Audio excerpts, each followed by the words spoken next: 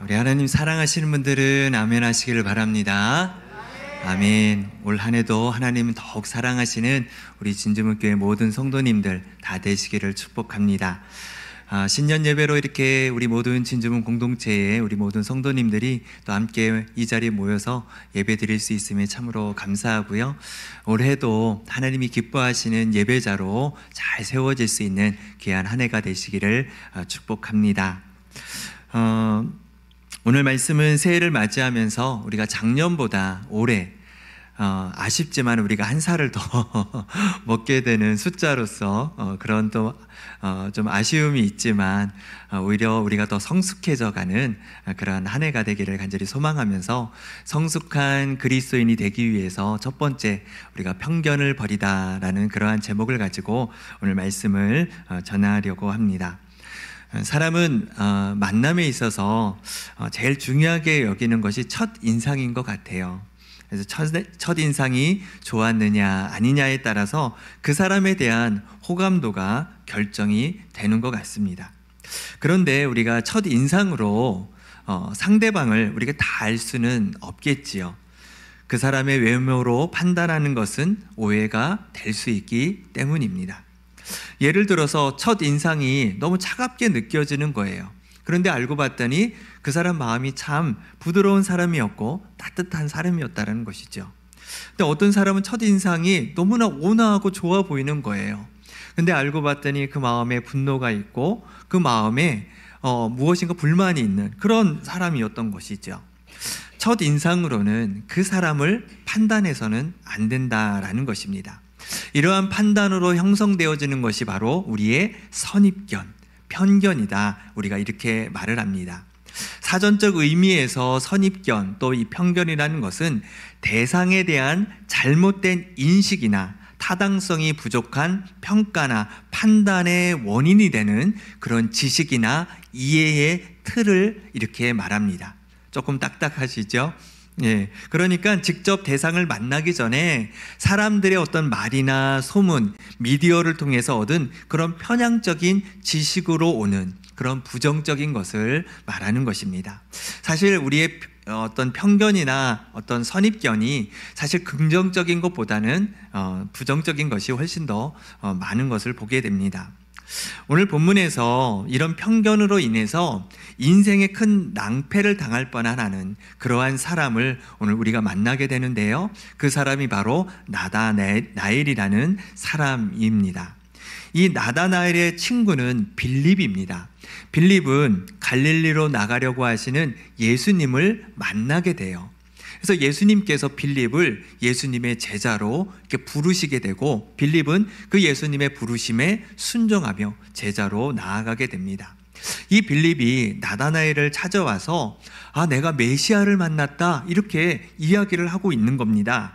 45절 말씀에 빌립이 나다나엘을 찾아 이르되 모세가 율법에 기록하였고 여러 선지자가 기록한 그 일을 우리가 만났으니 요셉의 아들 나사렛 예수니라 이렇게 말하고 있습니다. 선지자들을 통해서 모세의 율법에 기록한 그 일, 바로 메시아를 말하는 것이죠.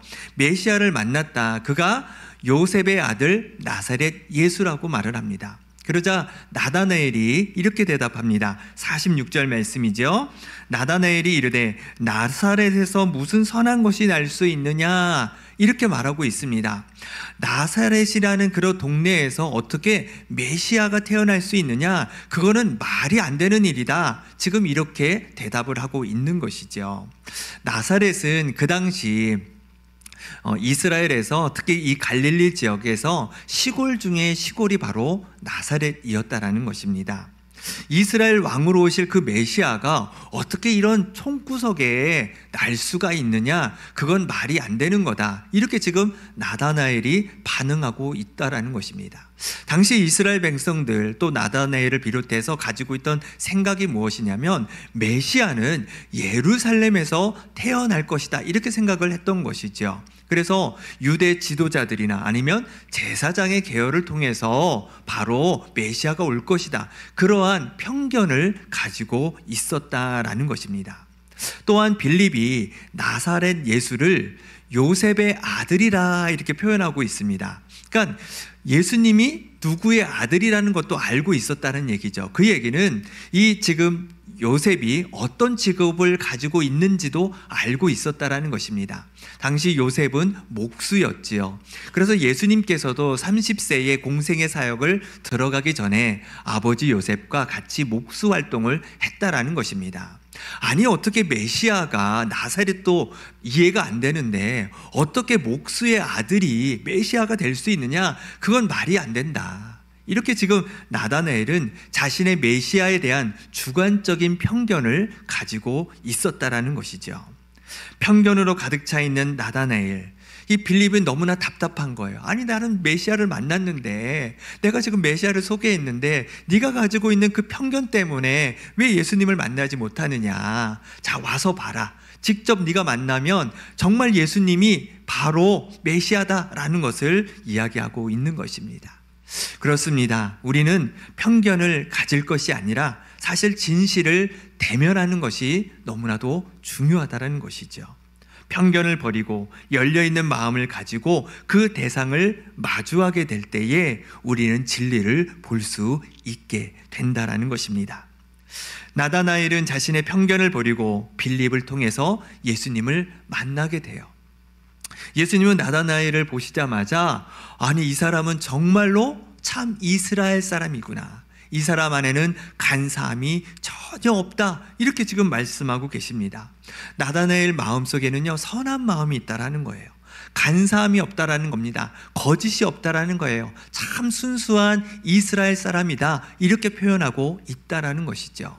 아니, 왜 꼭 그것이 이스라엘 사람일까요? 간사함은 간사함이 없고 선한 사람이면 선한 사람이지 참 이스라엘이라고 이렇게 표현하는 그 이유가 무엇일까요? 이 이스라엘은 이 민족의 이름이지요. 사실은 어떤 한 사람의 이름이 이 민족의 이름이 되었던 것입니다. 그 사람이 누구입니까?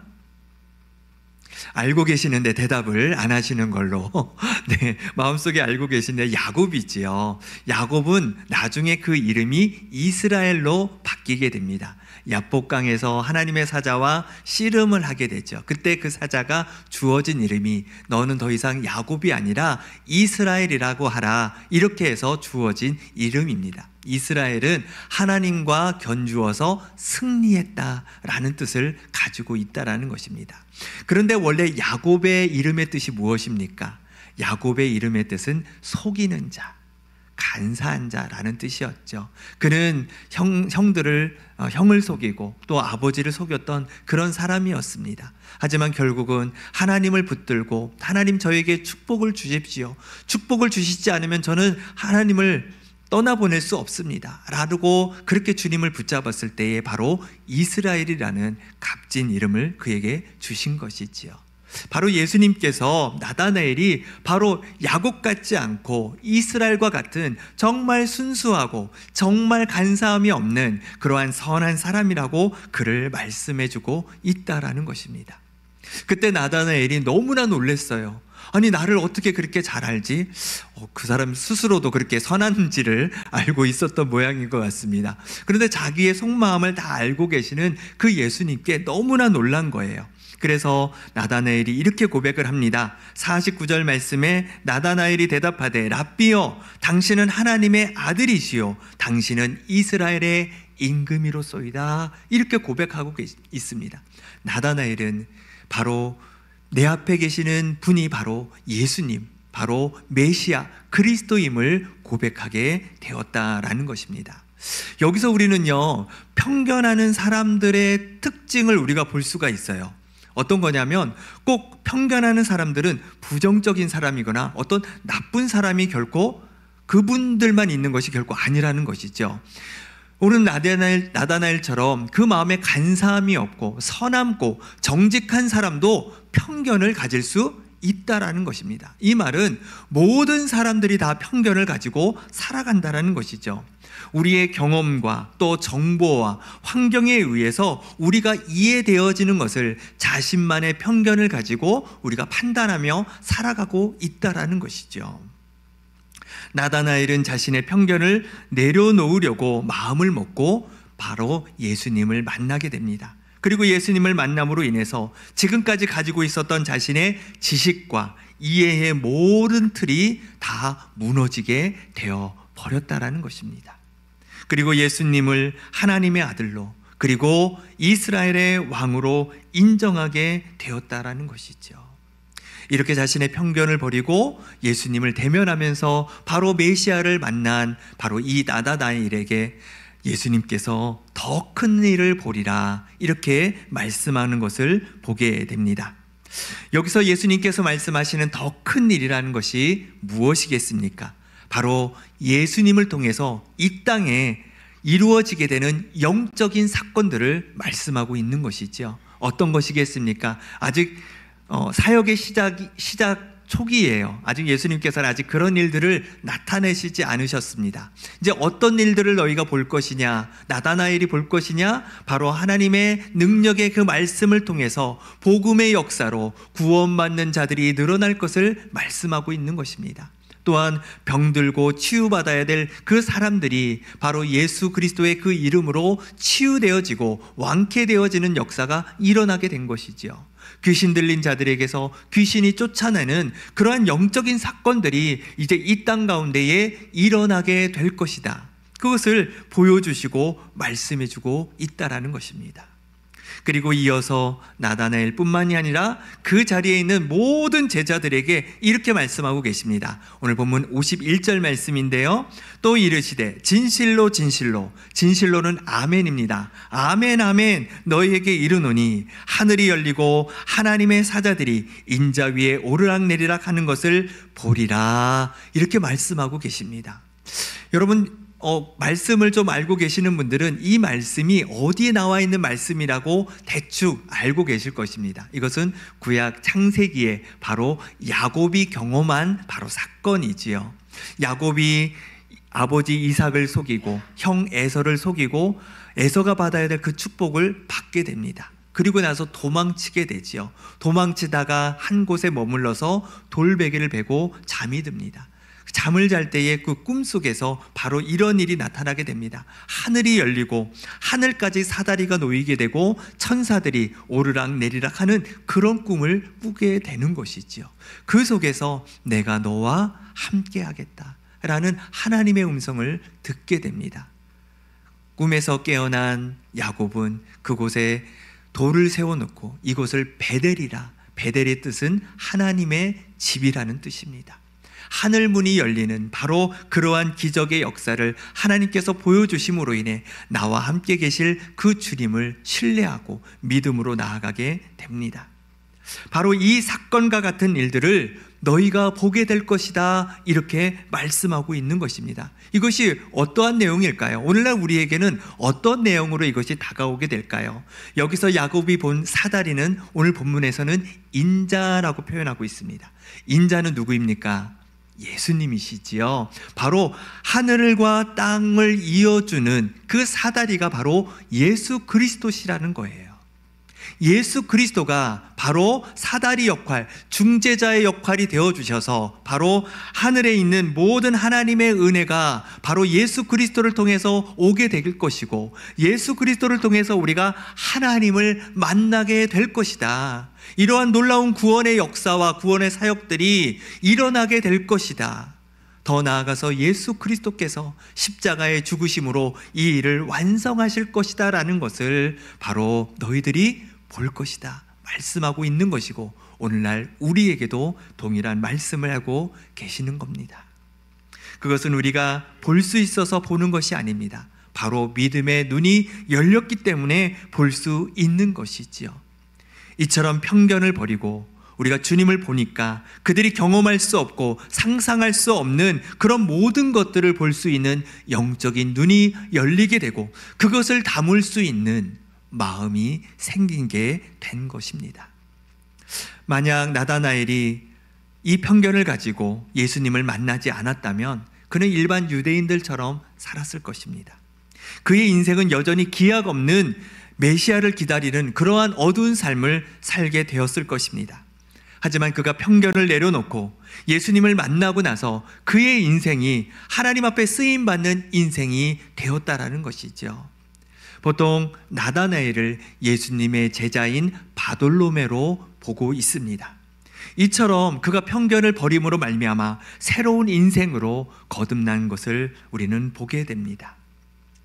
우리가 세상을 살아가는 데 있어서 사람을 만나든 어떤 상황과 환경에 있던 편견은 우리의 시야를 좁게 만들고 더 나은 삶을 살아가는 데에 방해를 준다는 것이죠.